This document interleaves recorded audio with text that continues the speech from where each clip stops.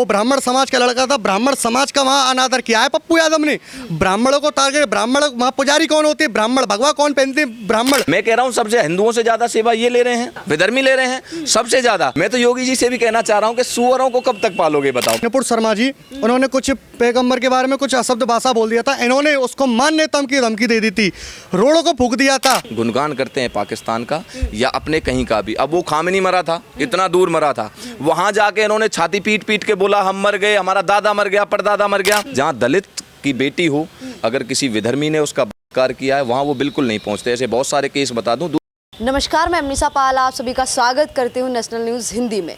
देखिए, उत्तर प्रदेश में हम हर क्षेत्र में जा रहे हैं, जानने की कोशिश कर रहे हैं जनता से कि 2027 में जो इलेक्शन है, तमाम जो नेता तैयारियां कर रहे हैं, क्या लगता है कि किसकी तैयारियों पे भरोसा है, कौन सी सरकार बनने वाली है, किसके वादे दावे हैं जो असली लगते हैं, और किस सरकार ने उत्तर प्रदेश के लिए जो है सबसे ज़्यादा विकास किया है और सबसे ज़्यादा जो डेवलपमेंट है वो किया है। कैसे हैं आप सभी लोग? हाँ, बहुत अच्छे हैं मैम। इस सरकार से खुश हैं? हाँ बिल्कुल, बहुत अच्छे हैं, बिल्कुल अच्छे तरीके से खुश हैं और चाहते हैं।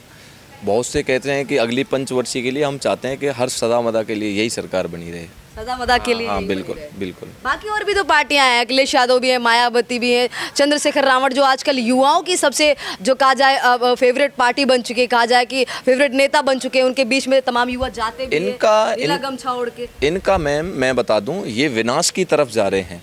जहां अब अखिलेश यादव की बात सुनो तो जिन्होंने गौ माता को गाली दी हो, पहले कुछ दिन पहले उन्होंने भगवान श्री राम को राहुल गांधी ने काल्पनिक बताया था, ये हुआ कि कांग्रेस मुक्त भारत होने वाला है।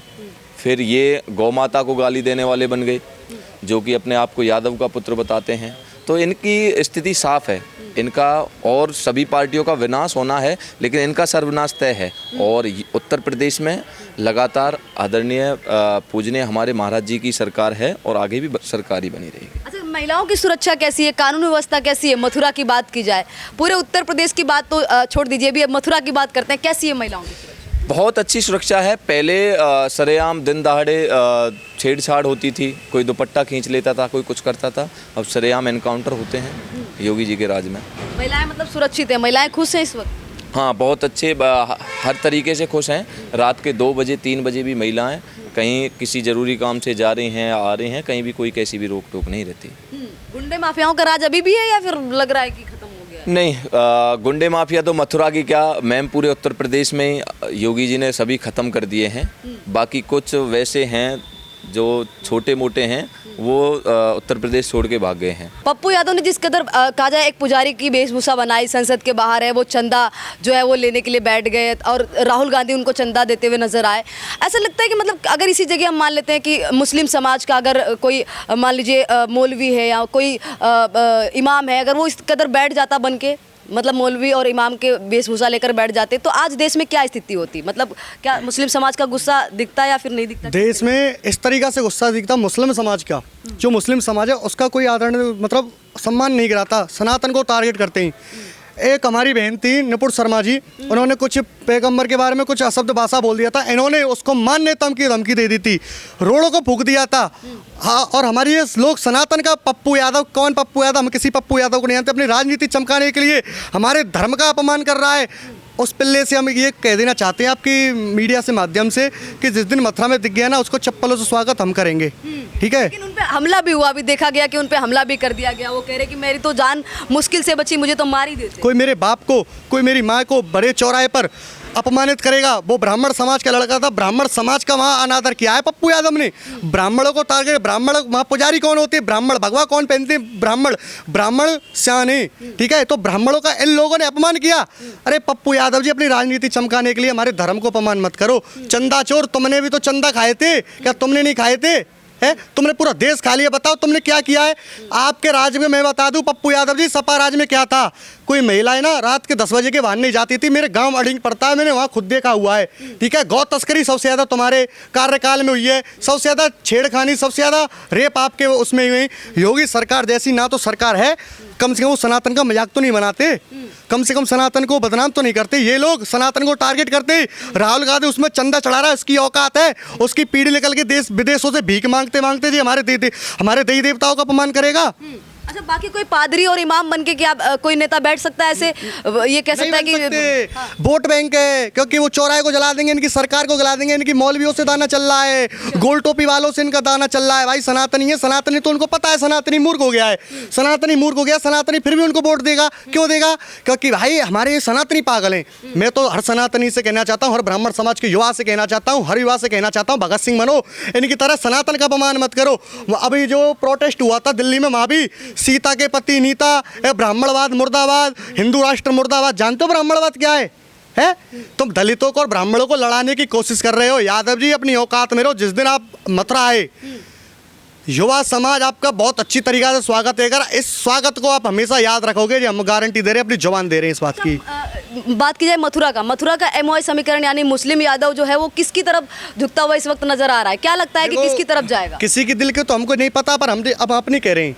हम भगत सिंह को मानने वाले लोग हैं कि कतरा कतरा खून दिया था, दी जवानी जुनून दिया था, गोरे लोग माने नहीं थे तो गोलियों से भून दिया था। तो हम भगत सिंह को मानने वाले लोग हैं। जो सनातन का अपमान करेगा उसके लिए जूता भी टाइट रखते हैं और पना भी टाइट रखते हैं और डंडा भी टाइट रखते हैं। बाकी और क्या क्या विकास हुआ है? बात की जाए पूरे उत्तर प्रदेश की बात कर लें, क्या क्या विकास देखा है? मथुरा में क्या क्या जो है भाजपा की सरकार में और योगी जी के शासनकाल के दौरान कितना कुछ परिवर्तन आपने? बहुत कुछ परिवर्तन हुआ है। एक तो सड़कों का निर्माण देख लीजिए, मंदिरों का निर्माण देख लीजिए, कितने अच्छे तरीका से मंदिर, जब कोई मथुरा वृंदावन आता है एक अच्छी तरीका से पहल लेके जाता हो, मथुरा वृंदावन में घूमने आ रहे हैं। इतना विकास किया पूरा उत्तर प्रदेश के लिए। जो सड़क नहीं थी वहाँ पर सड़क बनवाई है। जो गाँवों में पानी नहीं थे वहाँ भी पानी है। जो लैट्रिन बाथरूम नहीं थे, जो महिलाएं खुले में शौच करती थी, उनके लिए इतनी अच्छी व्यवस्था की है। भाई योगी सरकार के लिए तो हमेशा बारंबार धन्यवाद है, क्योंकि सरकार ही अच्छी है। चलो हम इस सरकार को हटा दें तो तुम आओगे, तुम खुद घोटालेबाज हो, तुमने खुद घोटाले किए हैं। तुमने क्या घोटाला नहीं किया है? आप कहते हो चंद्रशेखर आजाद रावण की, एक बात बता दो, वो जय भीम युवाओं के चहीते नेता नहीं, हमारा कोई युवा नेता नहीं है। हमारा तो सिर्फ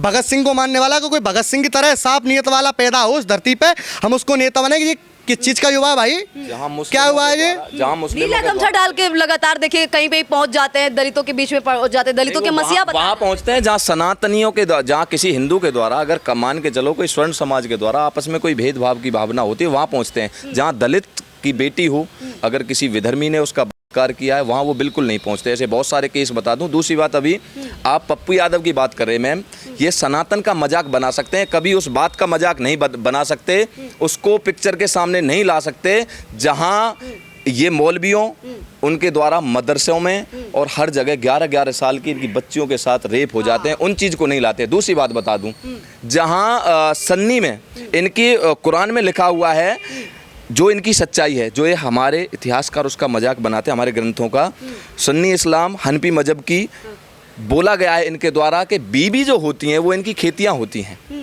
ये कभी इस चीज़ को उजागर नहीं करते। मैडम पहले हल चलाते थे तो खेतियों में ये अपनी बीबी को हमेशा खेती के रूप में यूज करते हैं। जब भी इनकी संतानें बहुत ज़्यादा होती हैं तो पहले हल जो चलाते थे, तो हल चलाने वाले जो हारी होते थे, एक हार जाता था तो दूसरा पहुंच जाता था, दूसरा हार जाता था तो तीसरा पहुंच जाता था। ये आज भी अपनी बीवियों को अपनी खेती मानते हैं, लेकिन कोई कभी भी इन लोगों में से ये नहीं बताता कि बीवियों की जो इज्जत सनातन में है वो इनके पास नहीं है। आज भी खेती बताते हैं उन्हें और आज भी उन्हें यूज करते। जो इन्होंने जो सूअरों के जो झुंड पैदा कर दिए हैं जो हमारे सामने, कि बार बार की भैया खेती है, लगे रहो। मैं तो ये कह रहा हूँ आपके हारी हार जाएं भाई, हमसे ले जाइए, ऐसी कोई बात नहीं है। लेकिन इस देश के विकास की तरफ ध्यान दीजिए, इसकी बेरोजगारी की तरफ ध्यान दीजिए। रही बात ये कहते हैं कि हम उस समय हो जाएंगे, ज़्यादा हो जाएंगे, उसके बाद बात करेंगे।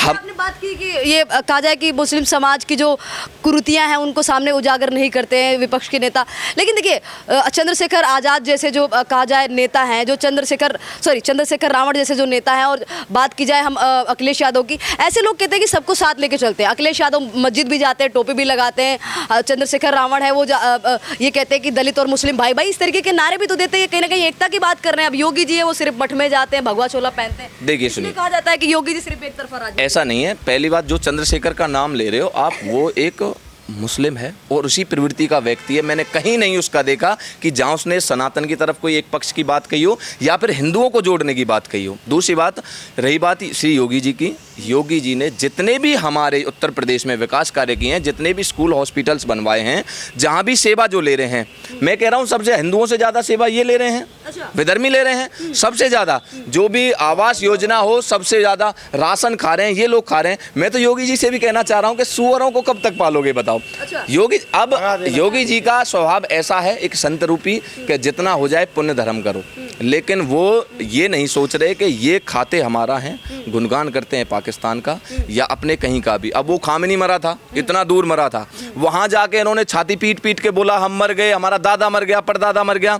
लेकिन जहाँ हिंदुओं के साथ बिल्कुल साइड में बांग्लादेश में अत्याचार हुआ था, एक भी निकम्बे की जुबान बाहर नहीं निकली कि भैया ऐसा नहीं होना चाहिए। तो ये आवश्यकता है सभी हिंदुओं को जगने की और अपनी तरफ देखने की। अच्छा, एक भी अखिलेश यादव का कोई काम अच्छा लगा हो? देखिए वो 2012 से लेकर के 2017 तक के मुख्यमंत्री रहे, 5 सालों में कुछ तो आप लोगों को पसंद आया होगा ना? हमको नहीं आया जी उनका 1% भी काम पसंद, नहीं किसी युवा को आया है। उन्होंने अपनी कास्ट के लिए किया है, उन्होंने मुसलमानों के लिए किया है। अच्छा। हाँ, गोवर्धन जैसे पवित्र स्थल में बीच परिक्रमा में कब्रिस्तान बनाना कितने शर्म की बात है, उस पर कोई भी ध्यान नहीं देता है।